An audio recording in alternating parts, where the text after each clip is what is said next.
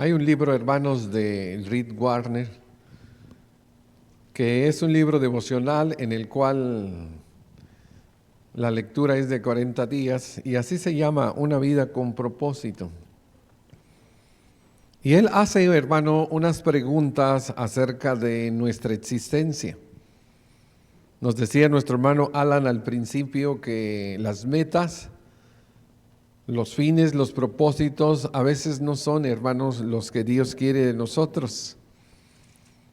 Y lo que hizo este hombre fue que buscó, especialmente en el Nuevo Testamento, aquellas frases, aquellos textos, aquellas ideas en las cuales se hablaba del propósito de Dios en la vida de un cristiano.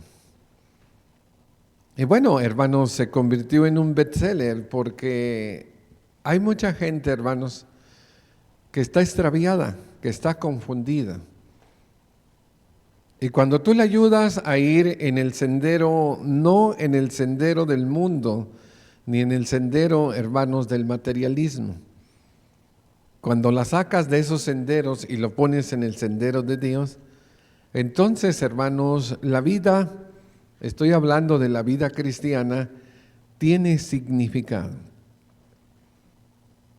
Vamos a ver, hermanos, un poco qué es lo que Dios quiere de nosotros como cristianos y qué planeó. Porque si nosotros no sabemos lo que Dios quiere, hermanos, de nosotros, pues nosotros, hermanos, no vamos a poder vivir con propósito. Vamos a definir, hermanos, lo que es propósito para poderlo entender. La palabra griega es protesis y es una palabra compuesta, hermanos, como todas las palabras en todos los idiomas.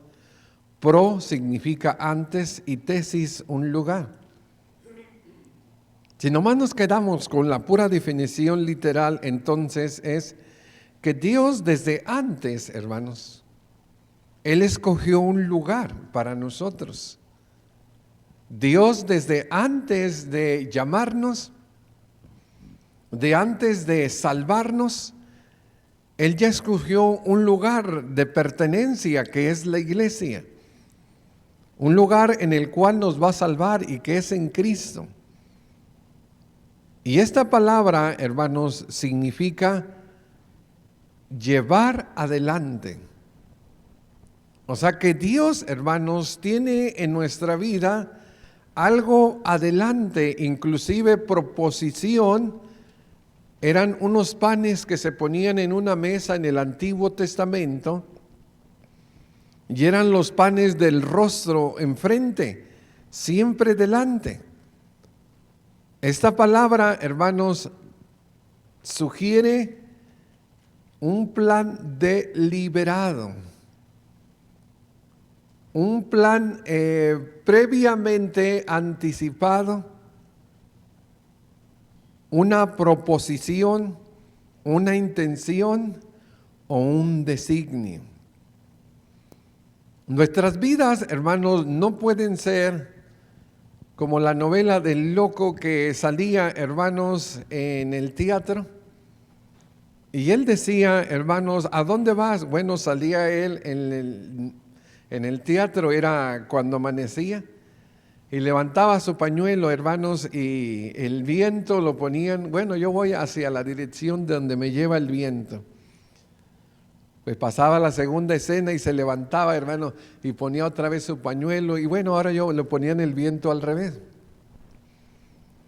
Hay gente, hermanos, que no tiene ningún propósito en la vida, que no va, hermanos, en ningún destino. Y cualquier camino, hermanos, pues está bien. A cualquier lugar que yo vaya está bien. Pero hay cosas, hermanos, que Dios diseñó para nosotros, para todos. Y que si nosotros, hermanos, las comprendemos, las aprendemos y las seguimos, nosotros vamos a encontrar el propósito de Dios en nuestras vidas. Vamos a ver, hermanos, una serie que tiene que ver con esto. Y las cosas, hermanos, que el Señor nos va a enseñar a través de esto, van a ser muy prácticas para nosotros que somos cristianos. Usted se ha preguntado, ¿para qué usted nació de nuevo? ¿Para qué Dios lo ha salvado? ¿Cuál es el propósito de Dios en mi vida? ¿Qué quiere Dios que haga? ¿Qué tiene Él preparado para mi existencia? Bueno, una de las cosas que vamos a ver, pero en detalle, el domingo por la mañana, nosotros leímos, por la tarde, perdón, leímos este texto. Pero vamos a ver, hermanos, en detalle lo que Dios hizo. Cuando Él nos salvó, hermanos, Él nos creó. Dice Romanos 8, 28 y 29. Sabemos además que los que aman a Dios, todas las cosas les ayudan a bien. Esto es, a los que conforme a su propósito son llamados. Dios, hermano, no nos llama sin propósito. Él tiene un propósito para cada uno de nosotros. Y hay propósitos generales, pero también hay propósitos particulares. Y esos propósitos, hermanos, particulares en cada uno de nosotros es, dice, a los que antes conoció, también los predestinó para que fuesen hechos conforme a la imagen de su Hijo, para que Él sea el primogénito entre muchos hermanos. Hoy ya tenemos, hermanos, lo que es la robótica. Y ya tenemos, hermanos, los prototipos y los modelos.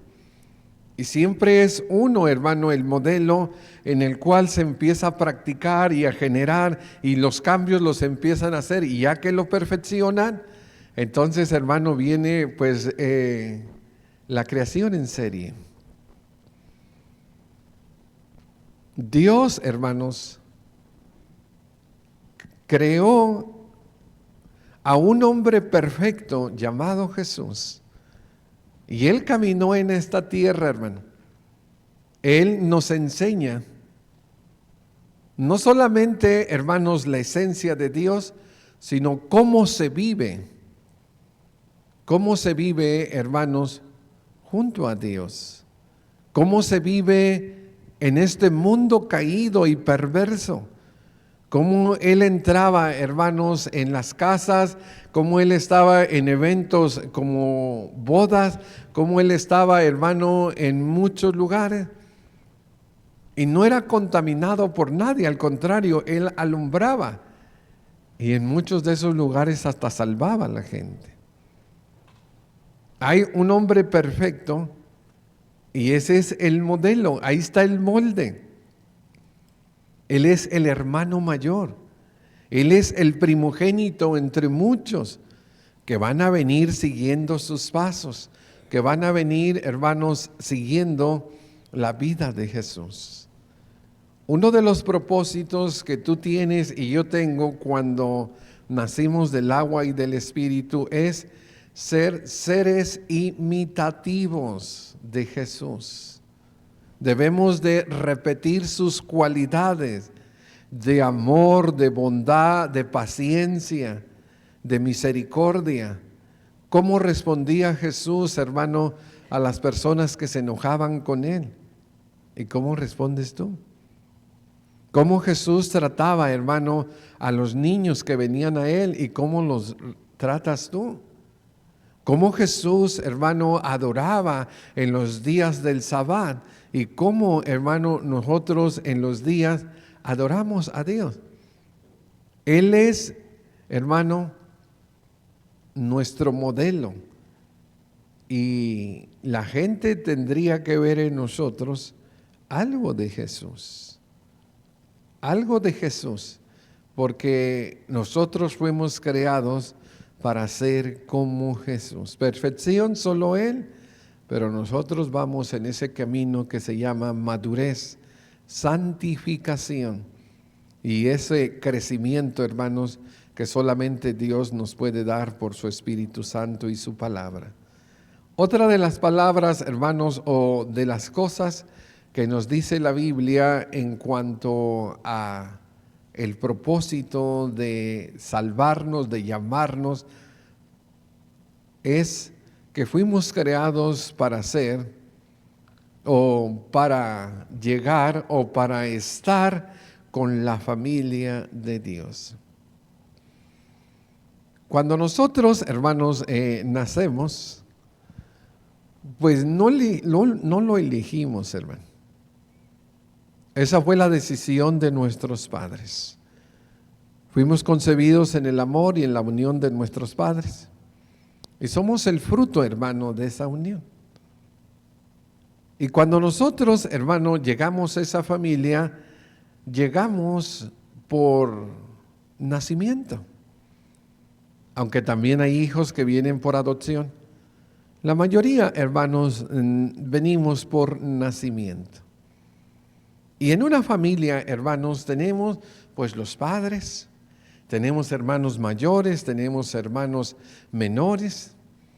Y bueno, y si la familia es grande, pues es realmente mucha, hermanos, mucha la convivencia, también los problemas y también, hermanos, pues las ayudas.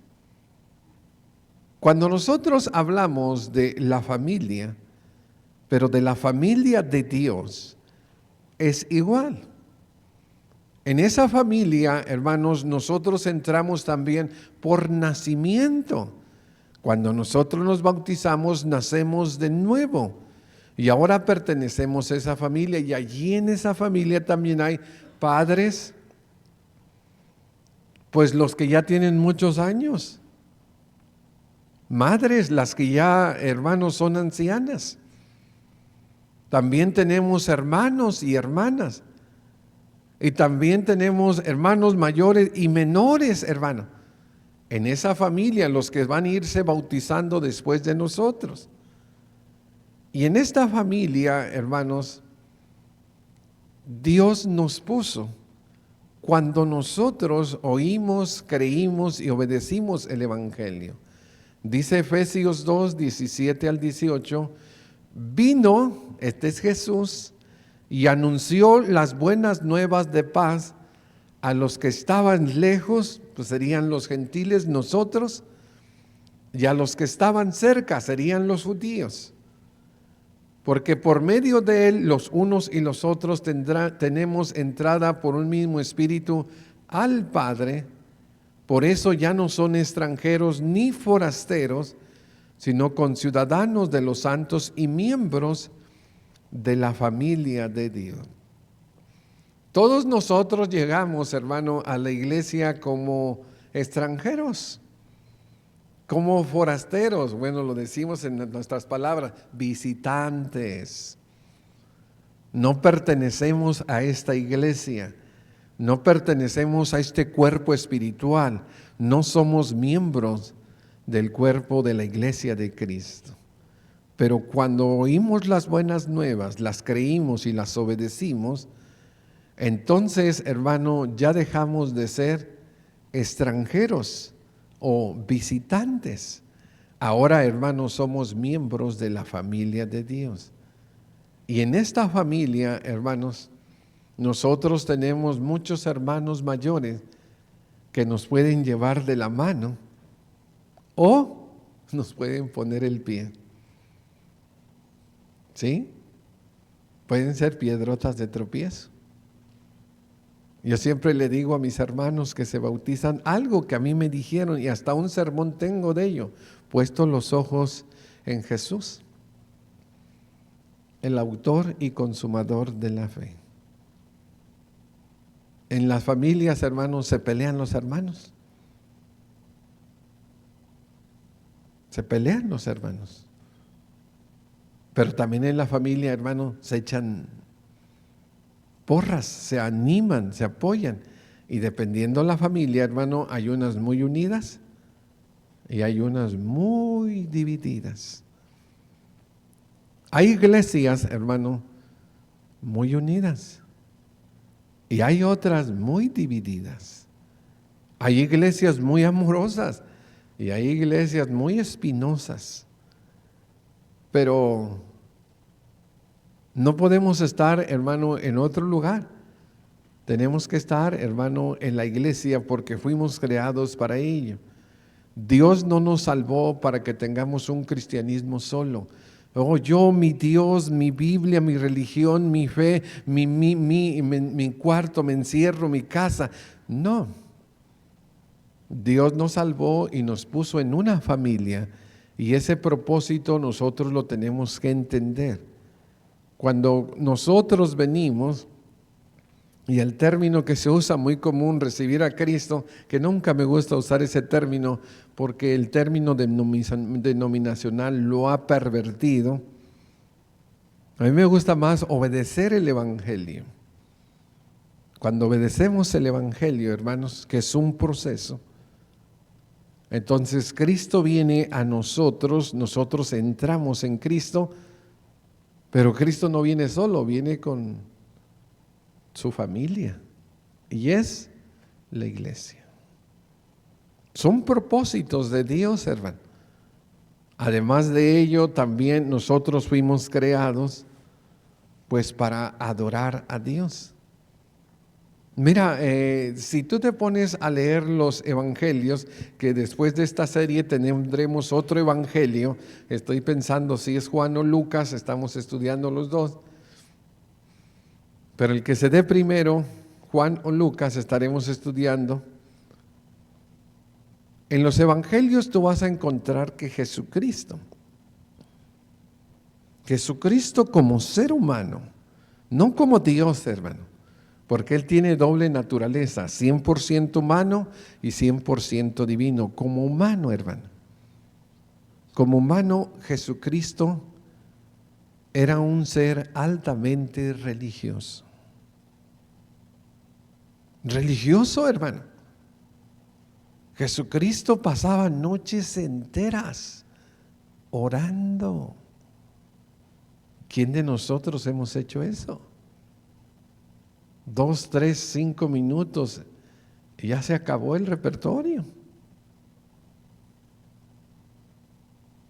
El Señor Jesucristo, hermano, en los sabbat siempre estaba en las sinagogas. No solamente oyendo, cantando, orando al Padre junto a sus hermanos judíos, sino también cuando le daban la oportunidad, Lucas 4, Él abría las Escrituras y predicaba. Era un hombre preparado, hermanos. Si yo les dijera a ustedes, hermano, mi garganta está mal, o como le pasó a nuestro hermano Roger, que venga la ambulancia por mí porque me caí, ¿quién va a dar la clase? ¿Tú? No, yo no. ¿No? ¿Tú? ¿Quién va a dar la clase? Jesucristo, hermanos, estaba empapado, saturado de la palabra de Dios, hermano. La respiraba, la memorizaba, la predicaba. Él era un hombre altamente religioso, hermano. Era un hombre realmente que adoraba a Dios, que amaba a Dios. Si tú hubieras conocido a Jesucristo, Jesucristo iría cantando. Él iría enseñándote. Te sentarías con él a comer y ya te estaría hablando de las Escrituras. Jesucristo, hermanos, estaba en una aureola de adoración maravillosa. Y Él es, hermanos, el que nos enseña el propósito de la vida. En Efesios capítulo 1, versículo 11 y 12 dice la palabra de Dios: en Él, sigue siendo Jesús, asimismo tuviste herencia, habiendo sido predestinado conforme al propósito del que hace todas las cosas, según el designio de su voluntad. ¿Cuál es el propósito del que hace todas las cosas? ¿Quién es el que hace todas las cosas? Bueno, el que hizo, el que hace y el que hará. En el principio creó. ¿Quién es el que hace todas las cosas? Dios. Él tiene un propósito y nos predestinó conocimiento anticipado. Eso es propósito. Un plan con anterioridad para desarrollarlo en los seres humanos que vengan y nazcan de nuevo, según el designio de su voluntad, a fin de que seamos, ¿para qué? Para alabanza, hermanos, de su gloria. Nosotros los que primeramente esperamos en Cristo. Hermanos, si nosotros nos ponemos a pensar en este enorme privilegio, que tú, después de haber olido a muerte, que yo olíamos a muerte, porque estábamos muertos en nuestros delitos y pecados, que el Señor nos llamó, nos limpió, nos perdonó, nos dio nueva vida, nuevas vestiduras. Ahora nosotros somos, hermano, de un olor fragante delante de Él. Y cuando venimos nosotros y cantamos, somos, hermano, como un perfume de olor grato a nuestro Dios. Pero no solo es cantar por cantar. No, debemos de hacerlo con entendimiento. Lo debemos de hacer con ganas, con espíritu. Lo debemos de hacer, hermanos, con gozo en nuestros corazones. Lo debemos de hacer para la gloria y la honra de Dios. Y cuando nosotros empezamos a cantar, empezamos a orar, empezamos, hermanos, a ser ministrados por la palabra, empezamos a ofrendar nuestro cuerpo en sacrificio, entonces, hermano, empieza una atmósfera de olor fragante. Yo no sé, hermanos, si a las personas que no les gusta adorar a Dios, yo no sé si es porque ellos no disfrutan el adorarle. O hay tanta carnalidad, hermanos, que lo espiritual los ahoga, o no han entendido que Dios los salvó con ese propósito. A donde vamos, hermano, ya no va a haber oraciones, porque estaremos frente al Señor. Dice la Escritura que Él enjugará, secará todas las lágrimas de los ojos de ellos. Que ya no habrá muerte, que ya no habrá enfermedad ni tristeza, que todas las cosas pasaron. Ya no habrá cena del Señor, hermanos. Ya no tenemos que recordar el sacrificio de Cristo. Ya ahí el Cordero está con ellos, los pastoreará. Estos son elementos físicos, materiales. Allá solo lo espiritual. Ya no habrá ofrendas, hermano. Ya no tendremos que traer nuestro dinero y ofrendarlo como un sacrificio al Señor. Ya no habrá proclamación de la palabra, hermano. Ya no tendremos que predicarle a nadie, pues ya están los salvos ahí y el tiempo se ha terminado. Ya se ha metido la hoz, hermano, y la cosecha, los redimidos del Señor ya están en la boda del Cordero. Pero lo que sí estará por siempre, ¿qué será? Las alabanzas. Dice que allá estaremos cantando y nos uniremos con el coro celestial. ¿No le gusta adorar? Allá donde vamos tenemos que adorar, tenemos que cantar, tenemos que darle la gloria y la honra al Señor. Ese es el propósito. Propósito, ser como Cristo, venir a la familia de Dios. No hay llaneros solitarios o llaneras solitarias. Somos una familia, una comunidad. Cristo nos salva en grupo. en el cual nos ayudamos unos a otros, oramos los unos por otros, nos edificamos unos a otros, nos estimulamos al amor y las buenas obras unos a otros. Venimos para adorar, ese es el propósito de Dios. Y también somos creados, hermanos, para servir. Aún lo más mínimo, hermano, lo más mínimo. Yo le digo, lo decía a los niños desde pequeño, pero también se lo digo a nuestros hermanos, que ya tienen más, hermanos, de 3 años en la iglesia. Y les recuerdo siempre que cuando ellos eran visitantes, podían venir cuando quieren. Y que se sentaban, hermano, en una banca y eran espectadores, porque un visitante no puede participar, hermano. No puede dirigir una oración, no puede nada, hermano, puesto que él no ha venido a pertenecer a esta familia. Pero ya cuando nos bautizamos, hermano, dejamos de ser visitantes. Y ahora tenemos que estar sirviendo en alguna cosa, por muy pequeña que sea. Y tenemos que estar poniendo nuestro granito de arena, porque eso, hermanos, va a ayudar no solamente al liderazgo de la iglesia, sino a toda la iglesia. Si nosotros en la iglesia solamente tenemos el 5, el 8% de servidores, la carreta va a estar pesada, hermanos. Y a lo mejor muy pesada.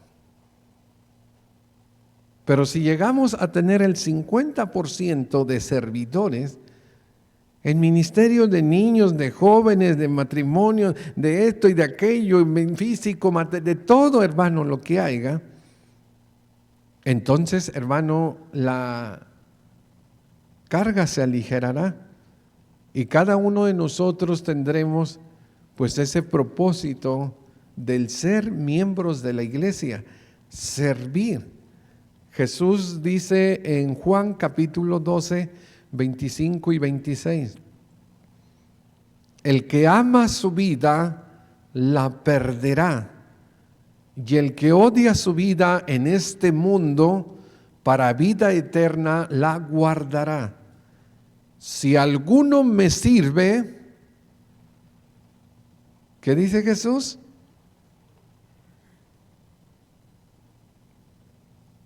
Vamos a ponerlo al revés. Si alguno me va a seguir, ¿para qué es? Pues para servir. Hermano, una oración, no. Hermano, yo no, hermano, soy un niño en Cristo. Tiene 20 años, es un niño en Cristo, me decía un hermano hace unos días.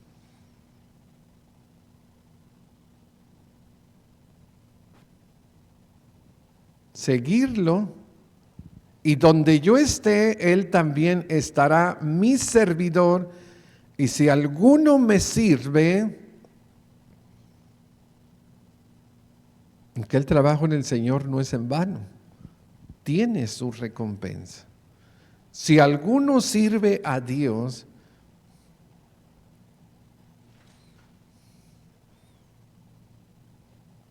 le decía a mi hija, vas a ir a la iglesia, mírala, te gusta, está creciendo, pon tu membresía y empieza a dar clases o a hacer algo. No podemos ser visitantes eternos, hermano. No podemos estar siempre recibiendo lechita y viendo a todos, hermanos, pasar, algunos crecer o algunos perderse. Tenemos nosotros que buscar el propósito de Dios, que es servir. El ejemplo lo da en Juan 13, 12 al 14. Así después que les lavó los pies, tomó su manto. Esto es tan interesante, hermano, porque hay un contexto de esto. Ellos venían peleándose en el camino quién era el más grande. Inclusive una de las mamás abogó por uno de ellos. Oye, que mi hijo esté a la derecha, o no, sus hijos, los hijos de Zebedeo a la derecha y izquierda. El Señor ya les dijo que el que quiere ser grande debe de ser como un niño. Ya puso esos ejemplos, pero no lo entienden, pero Él se va a ir, ya es la última cena. Les lava los pies, tomó su manto y volvió a la mesa y les dijo, ¿sabéis lo que he hecho? Vosotros me llamáis maestro y señor y decís bien, porque lo soy. Pues si yo, el Señor, el maestro, he lavado vuestros pies, vosotros también deben de lavarse los pies unos a otros. ¿Dónde está la vasija, hermano, y las toallas? Hay que lavarle el pie a mi hermano Enciso, pues con cuidado, porque pues, está lastimado. ¿Verdad? Hay que lavarlo con cuidado. Y ya, yo me voy.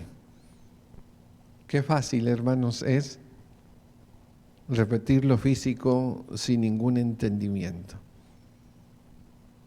Pero Jesús no está, hermanos, haciendo eso para que nosotros literalmente nos lavemos los pies. Ahí está la iglesia, hermano, que es de lavacro, que se lavan los pies unos a otros.